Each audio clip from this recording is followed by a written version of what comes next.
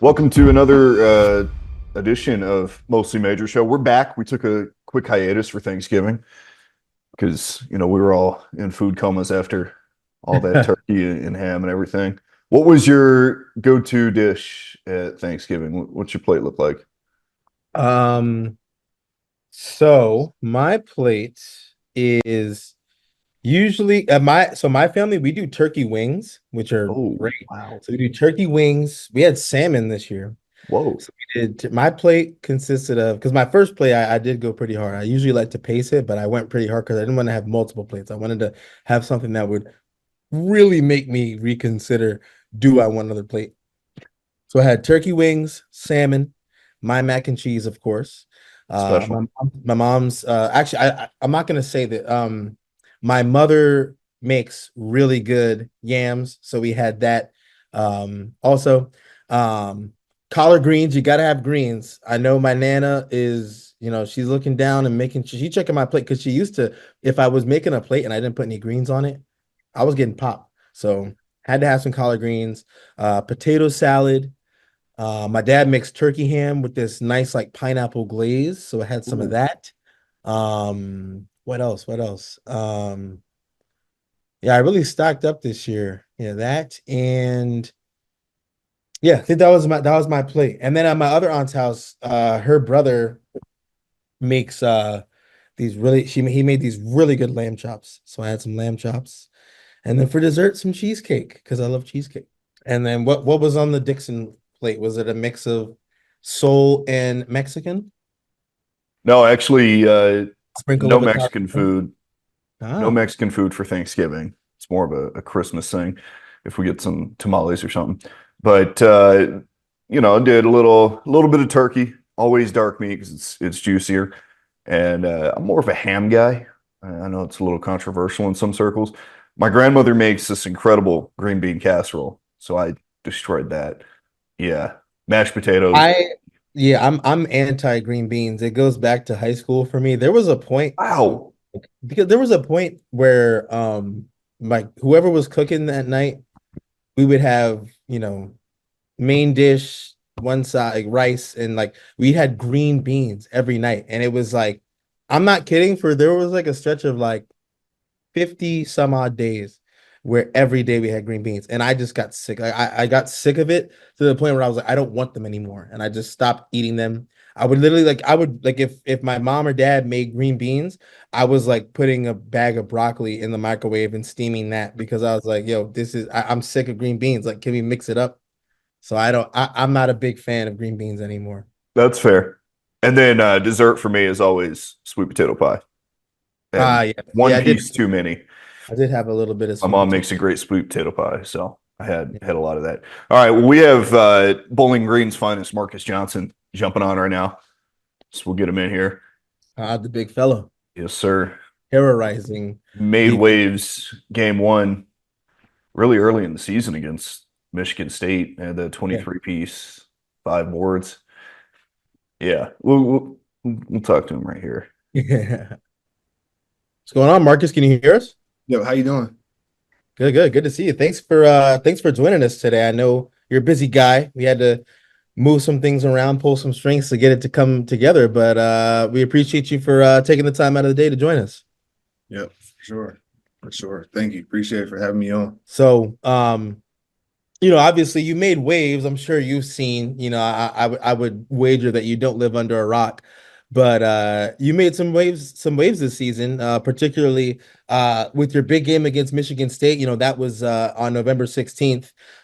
You had 23 points, uh, two assists, five rebounds, and everyone was loving your game. And I think with maybe, just that feeling of what, people like to find the guy to root for come March. And I know you guys are probably looking to, win your conference and make a run to the tournament. And people have kind of latched on to you as like that guy that people want to see in the tournament come March. So just what's these past few weeks been like for you ever since that game? Because I'm sure that was maybe, ever since then, I'm sure maybe things have been a little different for you. Yeah, so it's definitely been a lot. Because that same week, like that Tuesday before the game, I don't know if you know who Filet is. Yeah. Yeah, he had reposted my highlight video from Willing, and I got a lot of buzz from that. So leading up to the game, so then all that happened in the same week, and it was just it's been a lot since then. Okay, yeah, because I'm from Jersey, so I've actually like I've seen Filet like on like the AAU scene, like I see him around because he's from Jersey too, and yeah, I've been following. I never saw that. Now I got to go find that video because for those of you who are watching not familiar, Marcus formerly previously played at Wheeling, a Division II school in college, and now transferred and is currently at Bowling Green. So yeah, I had no idea that you were posted on Filet. That's pretty funny, and you do. It makes sense because you have that kind of a game. Like, I like to, everyone likes to say, the Nas Reed Big Jelly. Are you a part of Big Jelly fam, or what would you consider yourself? I have to go Big Jelly because I'm not really a jam guy. So yeah, it's just when he made that video, it was a lot. I had a lot of my friends just sending me the video to talk about Filet, reposted your video and stuff like that, and so it's just been a lot since then. Followers just been going up daily. So yeah.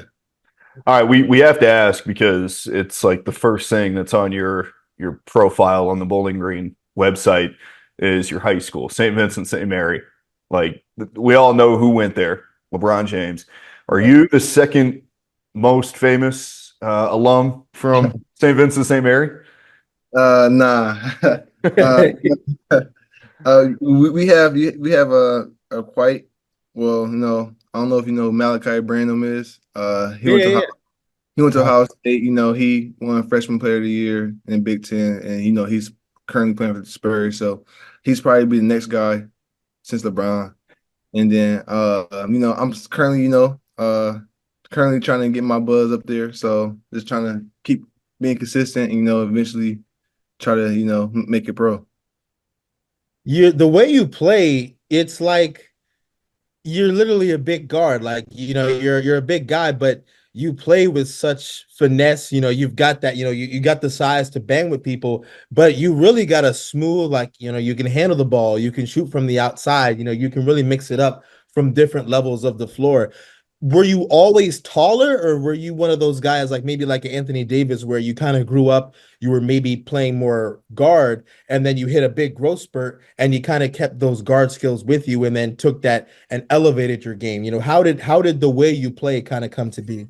Really, I was always like, in the middle, like with like the height wise, just like in the middle. I wasn't short, but I wasn't tall. I was like just always in the middle. And I always was, since a kid, working on ball handling, just working on everything really. My stepdad, he just, my talent was just always natural, and so he just helped me, and like basically fix all the tools, having post game, having guard skills, just being able to do it all, and it's been natural since, so yeah.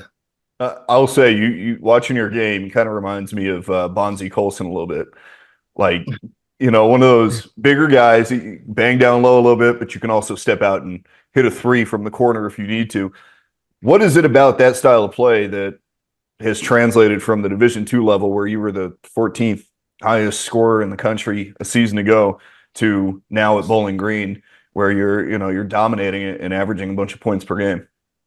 Um, you know, uh, so no, at Division II level, my coach, he let me put my game, and it's just inside out, and then once teams start packing the paint, I'm comfortable enough, because shooting the ball is my best ability, really, and so when I'm out there on the perimeter, it's the same amount of comfort when I'm inside, and so transferring to the Division I level, first couple of games, I haven't really, my friends, they've been saying like, have you lost your bag or something like that? 'Cause they haven't really been showcasing, what I show at the Division II level. But really, my Coach Simon, and my teammate, they've just been putting me in the best positions, just make everything simple.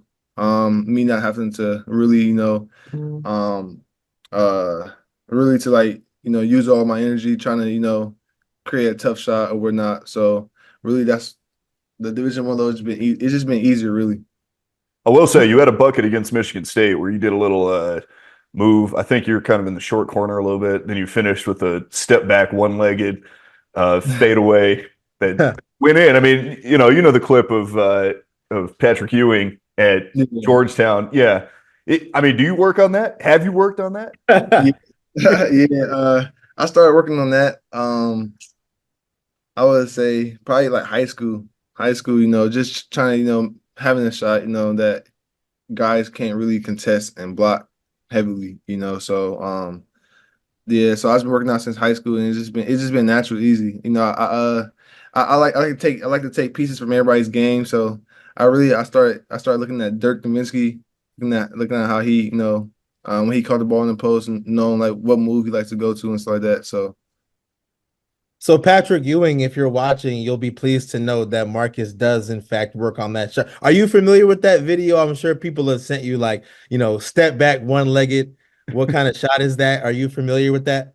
no, I haven't seen that. Haven't seen Yeah, there it was so I guess Georgetown, this was when Patrick Ewing was still at Georgetown.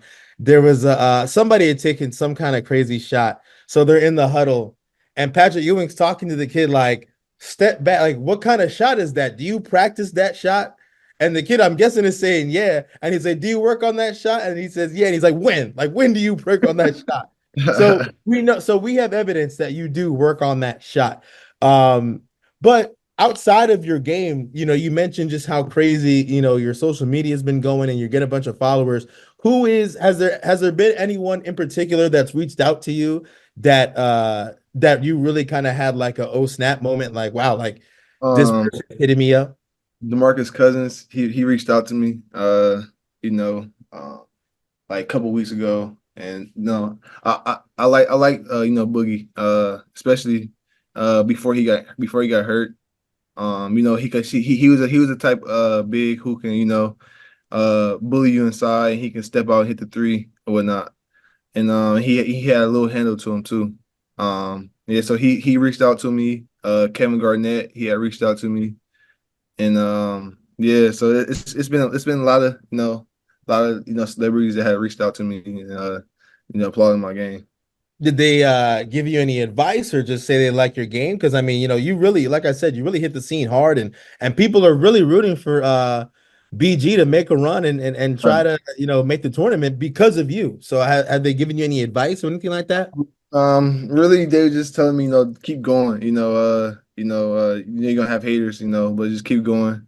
Not too much advice. It was just really, them like applauding my game and just telling me to keep going or whatnot. So. Mhm. What about LeBron? Has he hit you up yet? Nah, he hasn't hit me up yet. He hasn't hit me up. All right, we'll pull some strings. We'll talk. That's coming soon. That's coming soon. I'm waiting. I'm waiting. I'm trying to pull some strings right now. But just trying to just waiting on it. Mhm. Is this going to be the end of the line for you after this year? Not to think too far ahead, but is this the end of the line for you, or do you have you considered just playing maybe another year in college to try and because I'm not sure what scouts are saying, but have you thought about that? Is this your last run at Bowling Green, or you think you have another run in you? So yeah, this is my last year. This is my senior year. I ain't get a COVID year because I graduated 2020 when COVID happened. So Uh, that year after I had went post grad to Spire Institute, and so that's the year when they gave everybody a year back. So I ain't get that that year. So yeah, this will be my last run in college. Okay. What does it mean to you to just be there? I'm sure being at Wheeler and making a name for yourself the way you did was great, but now you do have this opportunity to showcase what you've been showcasing on the big stage. So what would you say is maybe the lasting memory you want to leave on people? Because I think you've already impressed to where I mean there's so many people that have been posting you like I mean I've seen you on Swish Cultures on Ryan Hammers talking about you. I've seen Joe Lenardi show some love. Like there's people who are really impressed by your game and they're keeping up with you. So what do you hope is maybe your lasting memory that people have of you either on or off the court? Really just keep going, really. Because my journey has been up and down. High school, I went to St. V. LeBron School, but I didn't really get to, really like showcase my game on that, on the big stages because we played a lot of, big time teams, big time players in high school. So in high school, I was really, just playing more as like a big, I didn't really get to, really showcase my game, and then going to post grad, it was where I gained my confidence back, and I was able to showcase everything. But then that's when the transfer portal, that blew up heavy that year, and everybody got their year back, so it was hard to gain scholarships. So I had to choose to go the JUCO route. And at the JUCO route, it was up and down. Because I would say, I mean, my game is nice to see, but some coaches, wouldn't like the way I play and stuff like that. And so, I just really had to find a coach that that likes my game and will be okay with the type of shots I take. So, the legs, I mean, before I leave, I would just say, just keep going and just stay confident in yourself, really. Hmm. Yeah, you talk about that relationship with coaches. Todd Simon said that you're basically a point guard, the way that you play. Is that like, does he let you open that bag a little bit and play a little bit more like when you're in practice and you're kind of running fives or fours or whatever? Right. Yeah. So yeah, he lets me, the same way. Because that was the biggest thing of when I entered the portal, was to find a school and a coach that will be confident in my game the same way, not to bring me here and try to change things up. But so Coach Simon, I got here first day. I got here in May. He let me play my game. Like he told me like shoot the ball. You could bring the ball up. You don't have to overthink stuff. And just play your game. He said this is what I brought you here for. So when once a coach tells you that, that's all you need to hear, and you just be confident from there. I got two things for you. One, we just had Thanksgiving. I don't know what your freedom was like on Thanksgiving. I know, teams like to travel and play in tournaments and stuff. So I don't know how much maybe freedom you had during Thanksgiving, but your ideal Thanksgiving plate. We were just talking about what we had. So what's on your plate on Thanksgiving? This year, Thanksgiving wasn't the same. We was in Arizona, so we had went to one of our athletic directors, one of their family friends' house. But usually, Thanksgiving plate is turkey, fried turkey, greens. Um, Hey, gotta get the collard greens. you Got gotta get the to, collard greens, got to. yams, macaroni, then dressing with the cranberry sauce, and then a roll, the Hawaiian roll, and then that'll be all. Okay, yeah, yeah. That's a real class. It's a classic plate. Nothing too So fancy. you're just doing one plate like that, one Uh, and done. I used to do multiple, but then I hate that feeling. You get the itis feeling. Yeah. So I try to get one plate and then wait a couple hours and then maybe dab in a little more. But Okay, yeah. No, that's a class that plate's getting the job done. No complaints from me on that plate. And then the other thing I got for you. So you talk about your bag. I think we're well versed with what you've got in your game. I want to know who are three big guys who you think have some of the best bags at either the college level or pro. Who do you think has the three big guys besides yourself? Because I think you're in the mix as well. But besides yourself, who are three big guys with what you think would be like an impressive bag that you're like you watch them and you're like, oh, he can do some stuff. so like pro level and college. I mean, Yeah, pro or college, either one. okay, Nas Reed for sure. Mhm. Who else? I say Nas Reed. Who else can I say? Is it like fours and fives, right? Yeah, yeah, fours and Yeah. fives, big guys. Um, who else? Uh,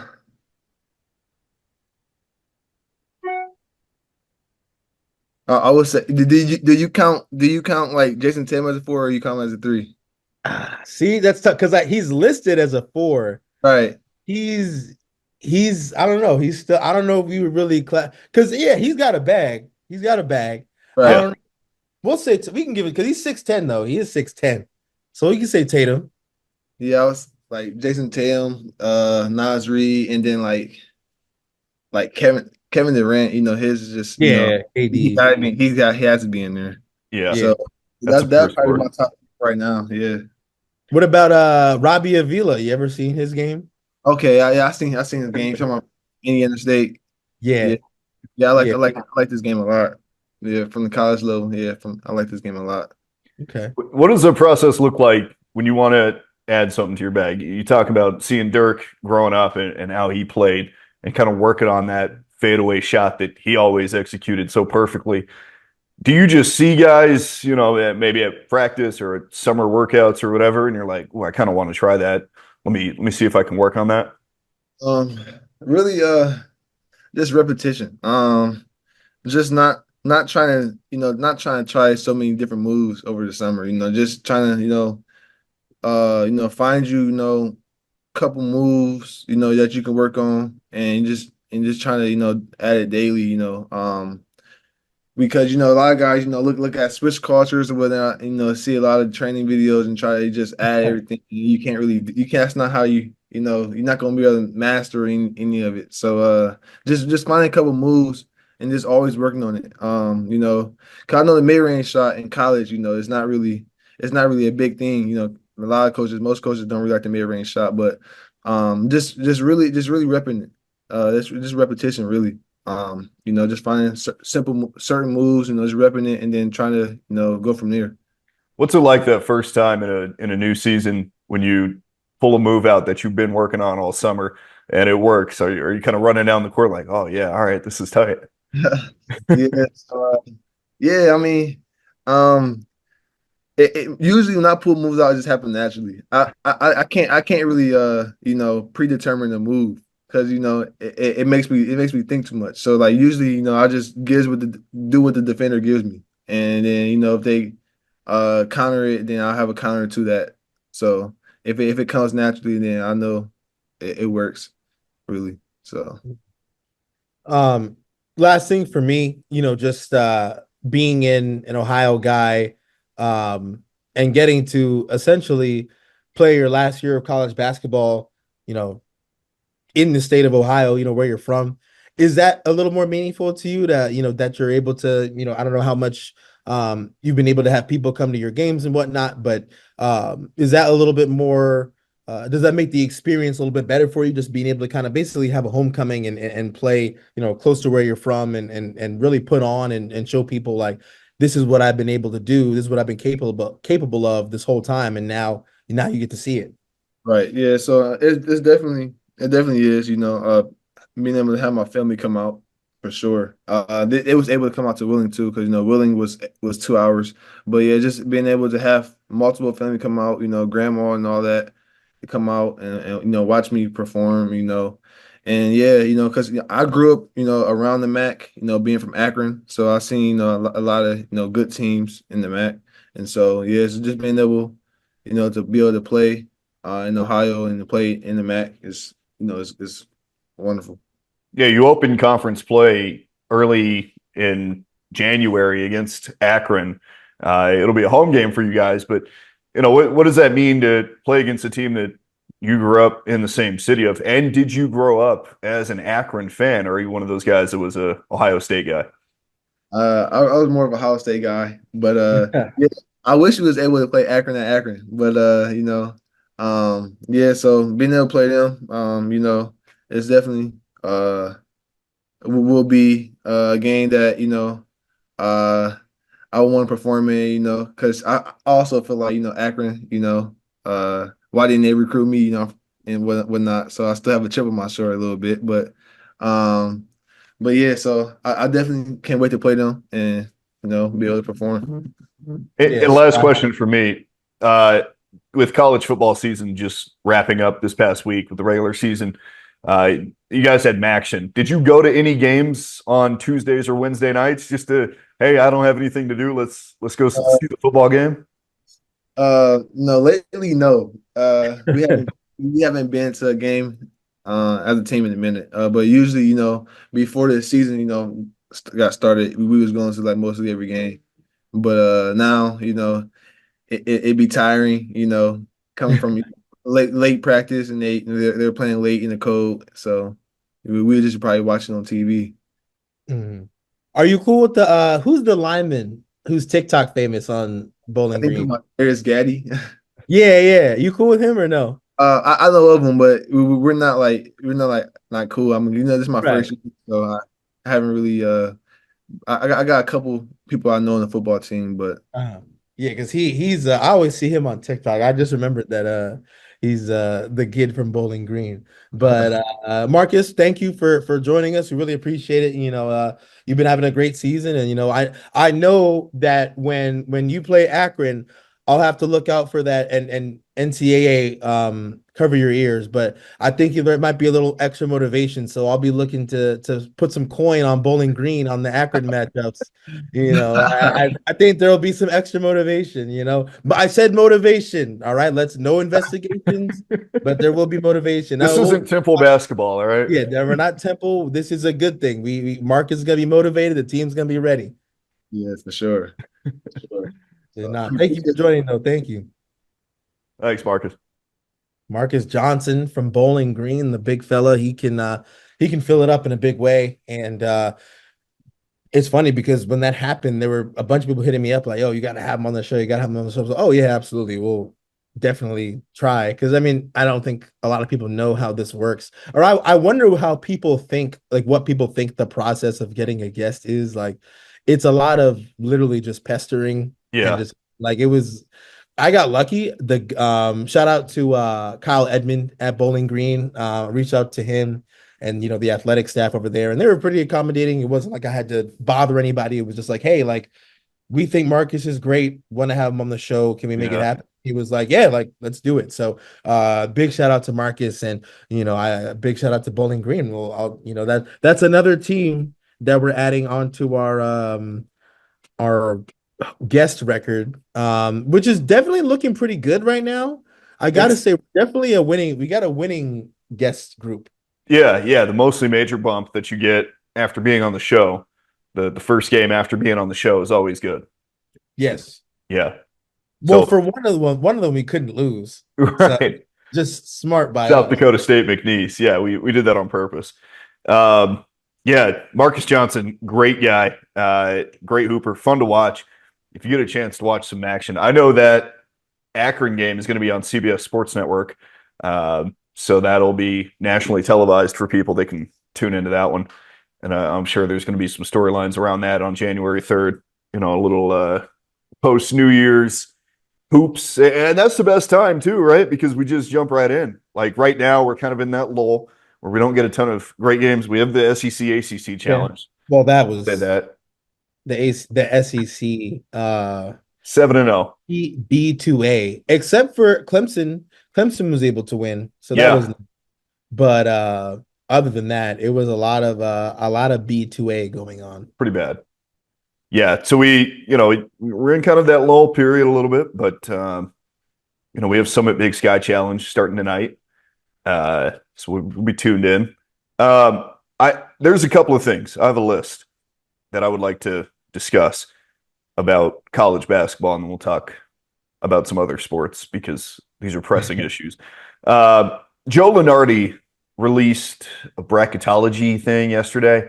And look, I understand what this guy does. All right. His whole thing is brackets, pre tournament bracket breakdown, predictions, all that. He's got the best job in the world. All he does is watch college hoops and then say, this is a 1 seed, this is a 7 seed. Okay.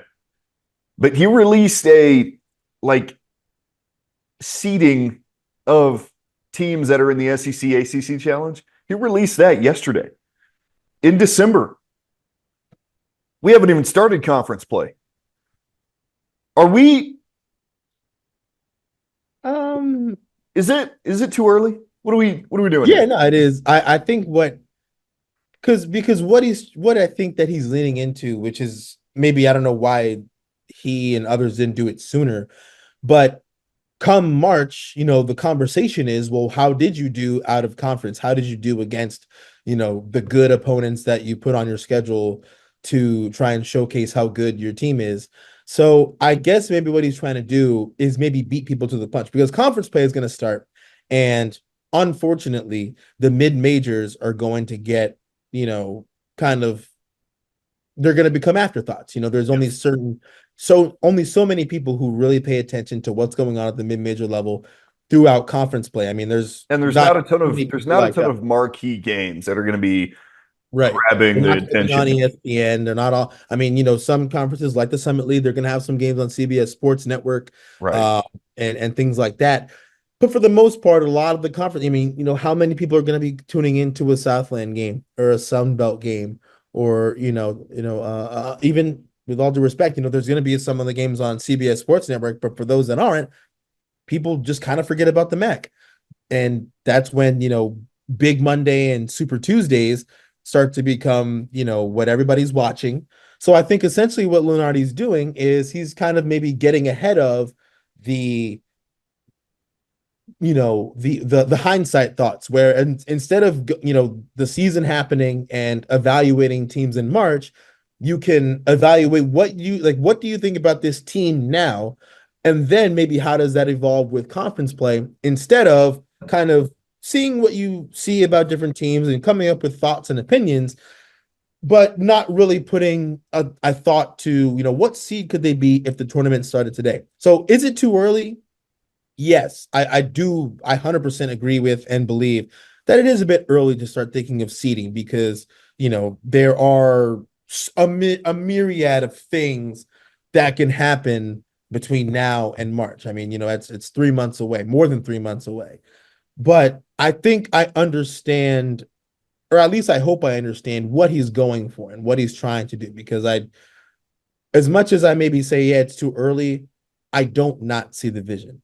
It's not malicious intent. I understand where he's coming from, but still, it feels early. Oh It's yeah, it does. September. It's a bit. It's like, whoa, man. Like, Now, with you, that said, it's early, but it gets late in a hurry. Okay. And we're in that point of the season where some of these non-conference losses start to look a little bit bigger. Some of these non-conference wins also start to look a little bit bigger. Because some yeah, of those November games, early season, game one, game two, people start to forget about those things a little bit, and they only get brought up when they're looking at the bracket projections in late February. But yeah, now it's like it's go time, and yeah. you gotta go because as soon as Christmas hits, conference play is here, and you're rolling. Yeah, and I mean we did. I mean even up until now, the tournament season is basically over. The holiday stuff because teams mostly, they put their big guns into the Thanksgiving tournament. So we're Yeah, really past. Feast week is over. All the tournaments are done. And we still have non-con games, and we still have some big results. Like you mentioned, the SEC ACC challenge, but also, I mean, we had Princeton played St. Joe's last night, and two teams that we've been pretty high on and talking about a pretty good amount. And Princeton, who were actually, at least I was a bit worried about because they did have some losses that were, I guess if you want to call them head scratchers, you can. the Texas Uh, State loss. Yeah, the state loss was a bit of a head scratcher. Wright State, I think maybe if you are unfamiliar, maybe it was a bit of a head scratcher. I don't think Wright State is bad by any means, no, in particularly, but a really good win for Princeton last night over St. Joe's. Just to talk about, just some things that I saw. Xavier Lee had he recorded the first triple double in Princeton history. He had ever. 18 points, yes, ever 18 points, 13 rebounds, 10 assists with only two turnovers. I So mean, hopefully we're trying to get people Ian on the show, but We are. People forget that Princeton is also the birthplace of football. So, yeah, college football, I Princeton should and say. Rutgers, yeah. Yeah. So, not the birthplace of college basketball, though. So, I guess that makes sense why Xavier Lee had the first triple double. Well, I St. mean, John's head coach, uh, St. Joe's head coach, rather, Billy Lange, said after the game on Xavier Lee, he said, "You guys are going to think this is hyperbole, but Lee's got the moxie of Devin Booker." no, Dev- he does. When you watch him play, he plays with like like he's playing at the park. Like he's just loves he's having fun. He's just doing what he wants. He's Like such a good LaMelo Ball almost. yeah. He's such a fun player to watch, such a good player, and it's not just the moxie though, but it's also the IQ. I mean, he goes to Princeton, and they're not getting any dummies over there, and you can Yep. tell. I mean, he's making the right decisions. You know, like I said, 10 assists with 2 turnovers. He's the real deal, and I think he's got a legitimate shot. Like I think whenever he decides to uh declare for the draft, because he is a junior now, and Princeton guys typically do, they play all four. They want to get that Princeton degree and then try and do what they can, at the professional level. But Xavier, whenever he puts his name into the draft, I think teams are really going to be looking. He's not just some IV guy that's okay. Like he's a legit 6'4", Yeah. can shoot the ball, can from the mid-range level from three, averaging 15, 5, and 5. And if you want to round up, it's really 15, 6, and 6. Like he can do it all on the court. I think he'll get some real NBA interest, not just overseas. Your boy Ryan Curry last night at Lemoyne in Syracuse. Game winner, Newly baby. Division One Lemoyne hit the game-winning three, and 103 to 100 for Army over Lemoyne in overtime. That's awesome. Triple Yeah, overtime, I should say. yeah, he's different. And there was a quote from his coach where he said, he was looking in the huddle and he could tell that maybe some guys were a little bit timid on trying to take that last shot. But he looked at Ryan, and Ryan was telling him, like, get me the ball. And that's always how Ryan's been. Ryan's always been that cool, calm, and collected under pressure guy, but he also wants those moments. Like he wants, like, when it comes down to it, if we need a bucket at the end of the game, it's not just I'm cool and collected. It's I want the ball. Like give me the ball. So yeah, big shout out to Curry. Curry, man, doing his thing for Curry can shoot. me. He can shoot the ball. He's got handle. He can do a lot. I've always been curious. I'm like, is he, I've always been curious about what he could do at maybe a higher level, even, but still, I mean, what he's doing at Army has been impressive, and he's only going to keep getting better. This is just his second year at the collegiate level. Well, and now that Army is in the American Conference too, there's going to be some higher competition that they're playing, including Memphis and some of these other teams, as opposed to being in the Patriot League like they had been in the past. Right. Doug Gottlieb tweeted something yesterday, which I think raised some eyebrows. And if you forget, Doug Gottlieb, right? He's this national syndicated radio host. He's had a show forever. And then randomly, Green Bay has a job opening. And I think there were some names that people thought were going to be in the mix, including Eric Henderson from South Dakota State. And none of those guys were given the job. It was Doug Gottlieb who was given that head coaching job. A guy who's never been a head coach in his life. But good for him. So he tweeted a graphic yesterday and said it's the most wonderful time. Mind you, this graphic, and we'll put it on the video here, shows the first week of December as pretending to work, the second and third weeks of December as don't even pretend anymore. You're just not working. And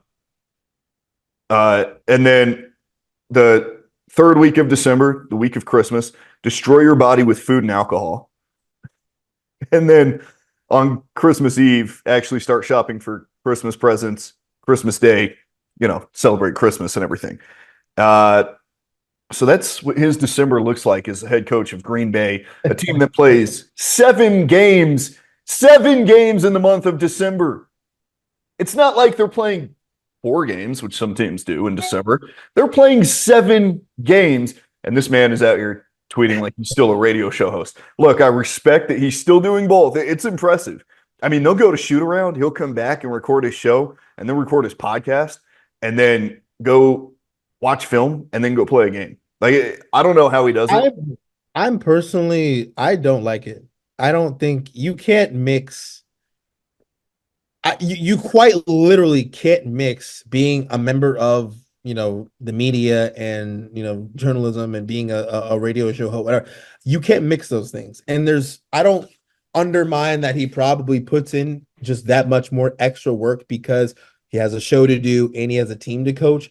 But think about, I mean, what good coach is also like you don't see, Bill Self running a radio show or, being a reporter. You don't see, you didn't see Coach K do it. I'm just saying, I I will say, all these coaches have radio shows named after them because they're right. on that show once a week for an hour, Yeah, once a hours or week. whatever, because But it's sponsored and it's written in their contract. You have to be on the show with the radio voice of your team, and it's going to be at some bar in downtown. Like that's what you Like do. that's valid. I mean, and That's that fine. again, that's part of, media availability. How available, how accessible do you make yourself to your team? But I just think that trying to play both sides of the fence, and I say fence because there is a boundary that, in at least today, a lot more, I think, journalists try to cross, but there is still that boundary of look, like there's a job to do,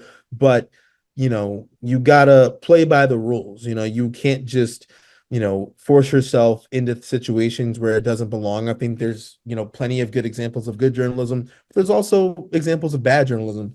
But I don't think that as a head coach of a basketball program, which again, I'm not the biggest Doug Gottlieb fan, but I do hear his opinions from time to time. And I do, I like to listen to multiple people's thoughts on things. And I just don't think that you can be a basketball coach and true like these coaches, I mean, they don't see their wives for stretches of time. They don't see their kids for stretches of time. You mean to tell me that you're all in and you're really giving everything you can to these kids, but you also have a radio show that you do every day? Like, I just don't think and I don't think it's conducive to, you know, um, being a good coach. Like, No. I don't think that he's a bad coach. I can't rate him as a coach. I'm not gonna sit here and pretend that I've watched every Green Bay game. I've seen a handful. I saw when they played St. Thomas, Yeah. but outside of that, like I don't know exactly how good of a head coach he is or not because I don't watch them enough. But I still, even without watching, I guarantee you there's levels of commitment that you can't reach if you're trying to be a host of a show and coach a basketball team. You just, in my opinion, you can't do both. Well, and it's not just the coaching part. You have to recruit as well. And that takes so much time from That's coaches. resources and time. That's there's coaches who leave on, you're leaving on a Thursday to go to, you know, I don't know, you're going to Savannah, Georgia or Atlanta to go watch Peach Jam. Yeah. But oh no, I can't leave on Thursday because I have a radio show to do.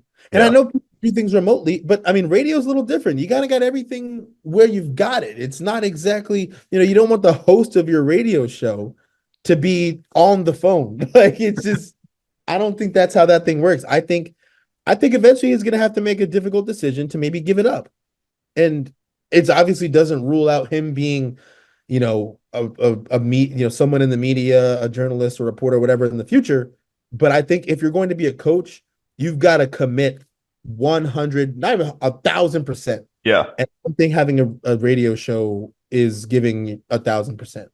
My college coach at the Division III level in football used to sleep in his office during the season. He had a good office, he had a good couch, but that's where he would sleep. That's where the offensive coordinator would sleep as well. Like they would sleep in their offices because they didn't want to drive the 20 minutes to go home every night and then the 20 minutes back to get back to the facility for 6 a.m. Like that's commitment. I don't know. Look, I don't want to throw stones at Doug Gottlieb, but he's obviously had a great career doing what we're doing right now, which is talking. And I applaud him for that. I hope it works out with basketball. They're 2-6 right now. They've played a tough schedule. They start conference play tonight against IU Indy, UI, whatever it is, UI Indy. I don't even know. It used to be IUPUI. That's what it'll always be. Right. They took that from us. Can't have anything. You know what they also took from us? What? 4 votes. 4 votes for the South Dakota State women. 41st in the net. Now, the women's net rankings, which just came out this week, the first ones of the season.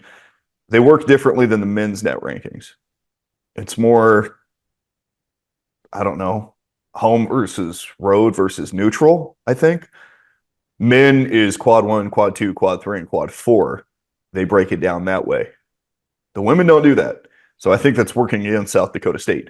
But Yeah, I was gonna say because they've got to have at least two. Like if I were to quantify it, they've got at least they have at least two quad one wins or yeah, close to I it. mean, wins over ranked opponents. Yes. Okay, so we'll go through the resume real quick. A road win against a tournament team in Rice to start the season. Big comeback win, great win to start the year. That's probably a quad two coming into the season, if you look at it that way. A win over the number 21 team in the country in Creighton at home. That's a quad one win. A win over Wisconsin's probably quad three, just based off of how Wisconsin played last year and that it was a home game. A 4-point loss to number 16 Duke. I think everybody saw that game and it was great. And then a loss in Hawaii, neutral site against a Georgia Tech team that's receiving votes. Georgia Tech is 27th in the country. So that's quad one. And then a win over the number 21 team in Oregon. That's another quad one. And then if you're number 21, don't play South Dakota State. You're going to lose. And then a road win over a Ball State team that was also receiving votes on the road. Okay. That's a Ball State team that was unbelievable last year. Yeah. So they had like a 30-game winning streak. Maybe quad one, more teetering probably towards quad two, but could be. Yeah. Road definitely helps. So yeah. But four votes in the AP poll. The team that got 3 votes, that's right behind South Dakota State, is Creighton, a team that South Dakota State beat. Okay. I don't understand it. AP voters, if you're listening, do what's right. Watch mid-major women's hoops. Yeah, I don't know. And now South Dakota State is going to be in probably a position where they won't get ranked at all. Like maybe at the end of the season, they'll rank them like 24th just off the strength of they'll be, whatever. And well, if they go down to Austin right before Christmas, if they beat Texas, yes, I don't know what I'm gonna do, but if they beat Texas, there's going to be a mostly major parade to throw. Yeah, because then at that point you can't not rank them. Now Texas is really, really good. They're undefeated. Yes. That's not going to be easy. And if I'm being honest, they will likely not win. However, if they do win at Moody Arena in Austin, Texas, on a Sunday afternoon, they need to be, and I'm not talking rank them like 23rd. They need to be, if they beat Texas on the road, a true road game, they need to be thrusted into the top 20 minimum, because that would be an incredible win. And that would be their 3rd ranked win before Christmas. Not a lot of teams have opportunities to do that. And not a lot of teams do that in general, even if you are Texas or USC or, whoever, Connecticut. Like, that's very difficult to do. To go 3-1 against ranked opponents. I mean, even if they go 2-2 against ranked opponents, these are good teams. That's a very good Oregon team. That's a very good Creighton team. That's a very good Duke team that we saw go into Brookings and beat them. Like, AP voters, do what's right. Turn on the TV. And look, if you don't want to stay up to watch a game that's starting late your time because you're on the East Coast, this is what I'm talking about with East Coast bias, Darren. If you don't want to stay up, don't vote. You should have your vote taken away if you're not going to stay up and watch the games. We see it with college football all the time. Heisman voters, all that. It's because they don't want to stay up and watch Mountain West football after dark. Right? Like, just stay up. I mean, it's your job. The counter argument is that the number 1 guy is from Colorado, so he's on Mountain Time. But they always play at noon on Fox, noon Eastern time. So yeah, they're not playing at 9:15 Eastern time on FS1.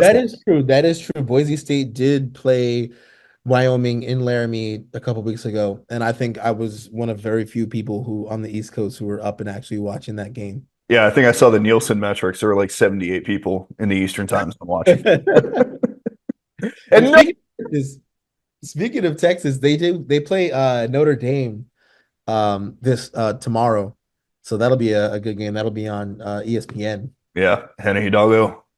They just beat USC. And Olivia Miles. Yeah, Yeah. they did USC. But we know what USC did since then? Juju just dropped a light 40 last Easy. night against Cal Baptist. But I mean, hey man, a lot of people don't score 20. She scored twice that. In And 40 minutes. talk about efficiency. 12 for 18. She's, with all due respect, Juju, I hope you're not watching because what I'm about to say, like, listen, if you are watching, this isn't a diss, right? Because we want you on the show. We need you on the show. However, uh, she doesn't always shoot the most efficiently, but last night she did. And for that, I'm standing up and applauding. Stick taps. Yeah, I used to pray for times like this when Juju Watkins was 60 or 70% from the field. Um, yeah, the Juneteenth the other day was pretty bad for 19. That was that 6 for 19. That's crazy. tour dates, man. You can't be doing that. For anyone wondering, we were recording this on December 4th. It's 11:20 Eastern. We do have some mid-major hoops going on right now. Mercer against West Georgia in the SoCon ASUN Challenge. Mercer's up 7. But there have been I do want to ask you, are we getting worried about our buddy Will Wade? They did play last night as well, and they lost to Santa Clara, who was in the one of the members of the Field of 68 opening day, which we talked about extensively. Yeah. But now McNeese, after winning 30 games last year, I think they lost what, 2? Yeah. Now they're 4-4. So is it time to maybe sound any alarm, or are we worried about McNeese State? Like, what's going on? I don't know. I think they're still in a good position in the Southland Conference. I don't think there's really anybody else in the Southland that's going to give them a ton of trouble. Their schedule has been difficult, right? A game neutral site game in Sioux Falls, South Dakota. It's really not neutral at all against South Dakota State. They lost that. They did beat the College of Biblical Studies, so shout out. But then, you go to Tuscaloosa, you lose to Alabama by 8. Okay, that's a very good Bama team. You beat North Texas, which has been off to a good start as well. You beat Illinois State. You beat Longwood, and Longwood, I think, is Longwood's 6-1. That's Longwood's only loss in the season. Only losses to them. Yeah, and then you play Liberty and lose by 4. That's a tough one. Liberty's good. I think Liberty's going to cause some trouble. And then Santa Clara. I don't think they haven't taken any breaks, and they're continuing to not through the rest of the month, except for this school that they were playing on Saturday. 4-0. Yeah, sounds like a Louisiana school. Les Yeah. Tourneaux. But other than that, they follow that up with Mississippi State, who was just ranked recently in Magnolia Madness. Then they play the Raging Cajuns, and then they play New Orleans, and then Southeast Louisiana. So Yeah, a couple more tests this month or really one test. I guess Southeast Louisiana isn't too, they have the same record as McNeese, but I would wager they played the same competition. right. Although they did beat Tulane. And They did beat Tulane. They did do and that. North Dakota. They did do that. The formula man. And they beat William Carey as well. So the formula is a bit down bad right now. it is. Paul Sander. But Trace Eaglestaff averaging 18 a game. That's all that really matters. You know that stats matter more than winning. Basketball is a very individual sport. It's disguised as a team sport, like you like to say. Stop it. No, that's baseball. Baseball is an individual sport disguised as a team sport, and people won't acknowledge that. But I mean, it's not like when you're up at bat, nobody can help you hit the ball. It's either are you going to hit the ball or not. You're on a team where, like, in Rob Manfred's dream Oh my God. Yes, someone can help you because they'll take your spot in the lineup with this golden at bat rule. What is he doing to the game? I These are fundamentals of the sport. That's like And you the said it was like we some can't do that. Mario baseball stuff. We can't do that, dude. Golden at bat is like once that happens, then you lost me. Because I think baseball is in a weird spot where like people love it by September, or late August and September, because then other sports start coming along, and then maybe they start really like, oh wait, baseball's Yeah, almost the playoffs. But if they do this, that's gonna I don't that's not fire. The whole point awful. of baseball is you're dealt the hand you're dealt. And part of the allure of baseball is, the eight hitter coming up big in a spot where people thought, oh, he's done. But he comes up big. The nine hitter, oh, he's toast. Walk off single, game time double. Like golden at bat is one of the lamest things they could do It's awful. in baseball. I would not be a fan of that in the slightest. It's gimmicky. It's CFL where if you miss a field goal and it goes through the back of the end zone, you still get a single, you still get a point. It's gimmicky. And I know Canada has been doing that forever in their football, whatever. I love the CFL. Winnipeg keeps breaking my heart, though. We got to You still do, listen in you the do. Grey And Cup. All right. he is not lying. He We is a need Kenny Lawler back. All right. football Upland. watcher. But it's bad. Okay. Look, Rob Manfred has changed the game enough. He introduced the ban on the shift. Okay. The shift, he said, was new to the sport. The shift has been around since 1884. 8 years since the inception of what we now know as Major League Baseball. 8 years after that, the shift was first employed in 1884. And it has been used ever since until Mr. Robert D. Manfred came along and decided to kill it. Man, it. I don't know. I don't know. Like at this Hey, point, just reintroduce steroids. Bring back Jose Canseco. I don't know. I'm Like not. if you want to put butts in the seats, let the balls fly a million miles. Let them use Chicks take the aluminum long bats. ball. Chicks take the long ball. I don't know. I don't I've know. never It's heard any gonna. stories of women lusting over Jose Trevino. Sorry, Jose. Why is he taking a shot like that? That was a nasty stray. I'm sorry. That was uncalled for. Jose Shout out Oral Trevino. Robertson. Shout out Oral Roberts. That's what I was. I saw something yesterday. The we've seen some brackets come out, right? Obviously, we saw the penultimate CFP playoff poll come out yesterday. No surprise that Alabama is in. Obviously, that was going to happen. Automatic. I mean, yeah, of course. Anyway, Say um, no to the SEC. oh my gosh, East Coast bias, SEC bias is unbelievable in college football. I saw a 6-6 playoff bracket come out with teams that are all 6-6. And I told you USC had a backdoor chance of getting in the playoff. Well, we're the 5 seed. We're hosting against South Florida in this 6-6 bracket. The So six, I saw that too. I think if we Rutgers. win, we go to the Cotton Bowl and play at West Virginia, which the last 2 times USC has played at Jerry World, it's gone really well. Last 3 times, actually. I'm excited for Saturday. I will say there's I don't know why. I think yeah, so college football 25 actually has it in reverse because on the game, RV Navy There it is. Army Navy happens in week 15, and then the conference championships are after. Yeah. But the conference championships this week are all this like they're all happening this week, and then Army Navy is next Saturday. So yeah, EA Sports got that backwards. But I'm excited though to watch the games. I think there's a lot of intrigue. I'm really wondering what happens for SMU if they lose.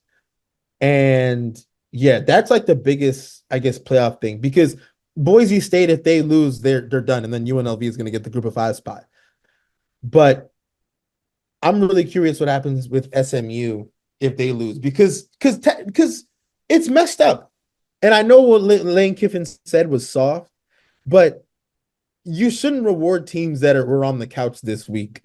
You shouldn't. Like unless the problem is there aren't enough teams that were like 10-2 to where you can't reward them. I think the good thing for some of the teams and the bad thing for the 3-loss teams is there aren't enough 2-loss teams to warrant, okay, somebody lost. Like, well, I guess maybe the only team that I would personally penalize for losing a championship would be Georgia, because I think they are not that good. But that's just a me thing. Well, and that'll be their third loss as well. And I think, Yeah. that should be, I don't like especially rewarding 3-loss teams. Like winning a national championship in college used to be so, bro, you had to go, you could barely afford to lose a game. you had to be undefeated. And if that game that you lost was, I don't know, like a non-conference game, like against their top 10 or top 15 team in week like 1 or 2. Yeah, like maybe the computers would give you the benefit of the doubt if you ran the table after that. But now you can lose 3 games. You can lose to Vanderbilt, who lost to Georgia State. You can lose to Oklahoma. You can lose to Oklahoma, who was awful this year. Vanderbilt was significantly better than Oklahoma. And Oklahoma stomped Alabama. And Alabama's in the playoff. Beat the brakes off of them. You gotta be I just don't get it. I don't get it. And people are talking about, oh, South Carolina's getting shafted. No, South Carolina's not getting shafted. No. They lost 3 games. And they lost to Alabama. If South Carolina beats Alabama, South Carolina is in the playoff in that 11 spot right now. Simple as that. If you do that, you're in. You didn't do that. I'm sorry. You're out. They lost 3 games. I know the LSU game is a hot topic. Oh, they got screwed. Don't care. Yeah. Don't lose. Don't let the refs decide the game for you. Maybe if you were up more or held LSU to less points, you know what happens? Then the refs can't decide the game for you. There's 130 plays in a college football game. Don't let it come down to the last one. Also, speaking on that, if you don't want your rival who hates you to plant their flag in the middle of your field, don't lose. Don't lose. Beat them. It's the easiest way to do it. They don't do it. Everybody wants to be soft. It's like these pitchers in baseball. If I hit a 500-foot shot that goes to the third deck at Yankee Stadium, I'm going to stand for 3 seconds and look at it. I'm going to see how far that thing went. But all these pitchers want to be like, oh, I'm upset. No. Ohio State, you showed a lot more toughness after the game than you did during the game. I'm sorry. That's about it. That's all it comes down to. It's like when Cam Newton won the MVP that year, 2015-16. He was doing all his dances and celebrating on everybody. He had an unbelievable season. He kept getting the end zone. And some of these teams were like, oh my gosh, he needs to stop dancing. All this. And he went up on the podium and said, if you don't like it, don't let me get in the end zone. It's so simple. So, win, you're good.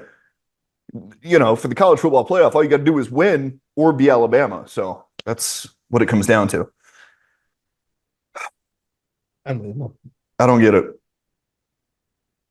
Is this where we end? I think so. If Arizona State loses, the Big 12 doesn't have anybody in the playoff, in my opinion. No, I think they have to. No, I'm so confused by that also, because I was told, or I was under the impression that every conference champion in the Power Four got a rep.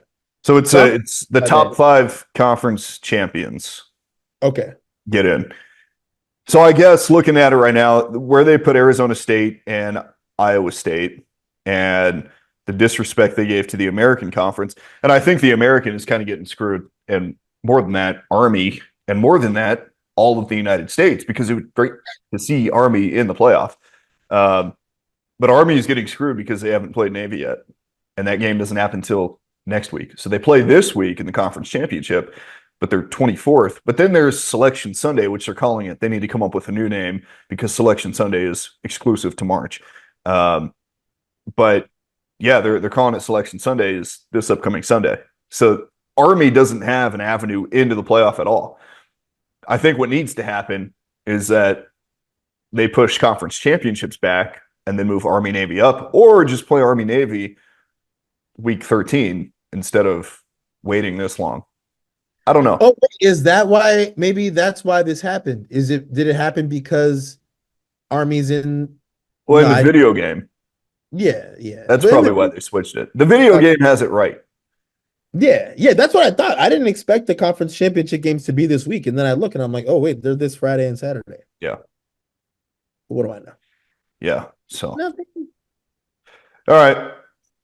Well, we'll be watching college basketball. We'll be watching college basketball, college football. Shout out to South Dakota State and South Dakota for getting the 3 and 4 seed in the FCS playoffs.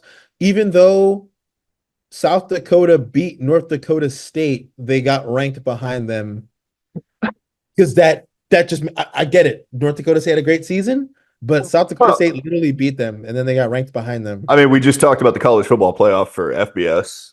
North Dakota State is literally Alabama. So North Dakota State's always going to get that bump no matter what. And they beat South Dakota State. That's all anybody cares about. Shout out Bobby Nielsen, man. What a guy. Yeah. I love Hard to get the sidelines. I love that he still wears a shirt and tie. Yep. Shirt Not a lot of coaches do that. With the vest, the sweater vest. The Jim Tressel. Yeah, we'll be watching those games this weekend. Somebody sponsor us. Montana at South Dakota State is going to be a great game. Yeah. We'll rematch of last year's championship. Yeah, went well for Montana. Somebody sponsor us. Yeah, let's do that. Follow us on social media. What? I said at Blue Chew. At FanDuel. Yeah. Rob Manfred, we still love baseball, but just don't kill the game, please. That's all we ask. Anyway. All right. We'll see you. Follow us on social media. We'll see you, Major. Goodbye.